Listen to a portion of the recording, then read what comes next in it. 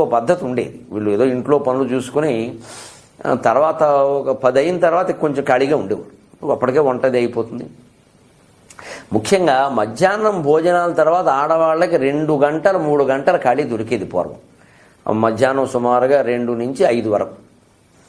ఈ సమయంలో ఖచ్చితంగా అప్పుడు టీవీలు లేవు, ఈ సీరియల్స్ అవి ఏం లేవు, సినిమాలు కూడా బాగా తక్కువ, పల్లెటూళ్ళలో ఉండేవారు. పక్కింటికి వెళ్ళడం తప్పితే వేరే కాలక్షేపం లేదు. అందుకే పెత్తనాలు బాగా చేసేవారు.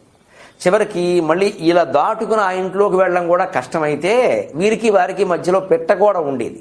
ఇక్కడ 2 పెట్టలు చేరేవి, ఆ పెట్ట ఈ పెట్ట. ఈ పిట్ట గోడ అంటే సగం గోడ అని అర్థం. అక్కడ పిట్ట అంటే సగం అని అర్థం. తెలుగులో ఒక జాతీయ అన్నమాట.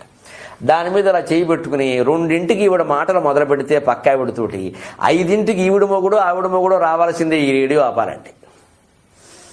అవి చాలే లోపల బాధ వచ్చేసారు బాబోయ్ అని వెళ్ళేది లోపల, లేకపోతే వెళ్ళేది కాదు.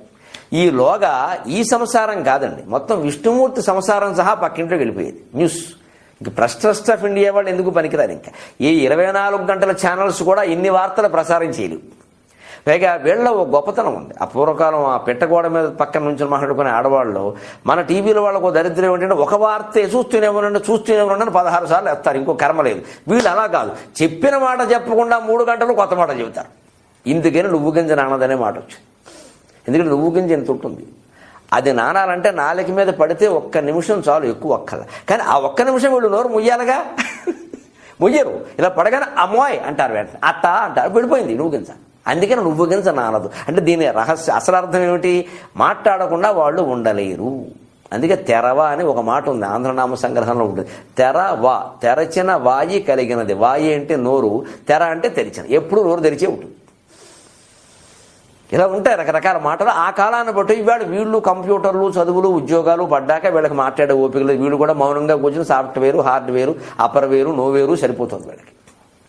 సరే, ఇది ఎలా ఉండగా ఆ పుట్టిన సామెత ఓసారి కృష్ణదేవరాయ ఆస్థానంలో చర్చకు వచ్చింది.